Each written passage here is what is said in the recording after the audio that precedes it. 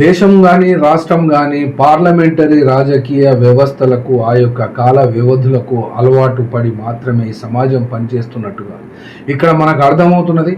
Parliamentary వ్యవస్థ అంటే parliamentary వ్యవస్థ ద్వారా పరిపాలించేటువంటి విధానము ఇది అసెంబ్లీలకు 5 సంవత్సరాలకు, పార్లమెంటుకు కూడా 5 సంవత్సరాలకు ఒకసారి ఎలక్షన్లు జరుగుతాయి. ఆ ఎలక్షన్లలో ఆయా రాజకీయ పార్టీలు తాము అధికారాన్ని సంపాదించుకోవాలనేటువంటి ఉద్దేశంతో ఓట్లు తీసుకుంటారు.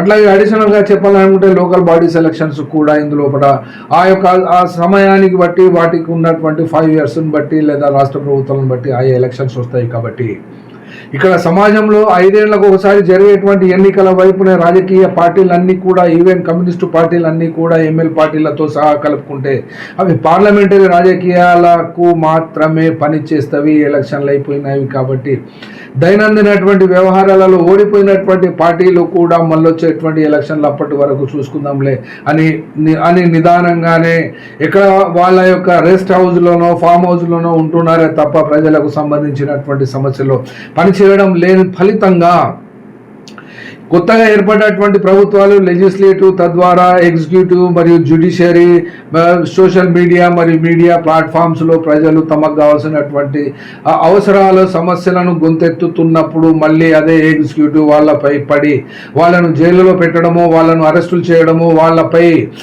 అనవసరమైనటువంటి కేసులు పెట్టడము, ఇది యథాతథంగా మళ్ళీ వచ్చేటువంటి ఎలక్షన్ల వరకు కొనసాగేటువంటి వాతావరణం భారతదేశంలో మరియు మొత్తంగాను రాష్ట్రాల్లోనూ ఇది కనబడుతున్నది. కాబట్టి దీనికి ప్రత్యామ్నాయంగా ఎన్జిఓలు ఇక్కడ తెరమరుగైపోయినవి.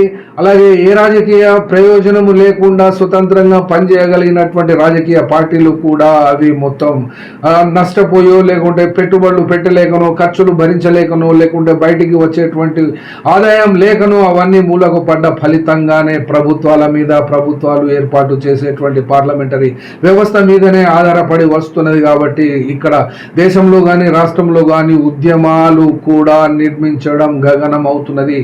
న్యాయబద్ధమైన చట్టబద్ధమైనటువంటి పోరాటాలు చేయాలంటే కూడా వాటికి ఆర్థికమైనటువంటి లోటు ఏర్పడుతుంది. ఎవరు కూడా వాళ్ళకు చందాలు ఇవ్వడం లేదు, డబ్బులు ఇవ్వడం లేదు.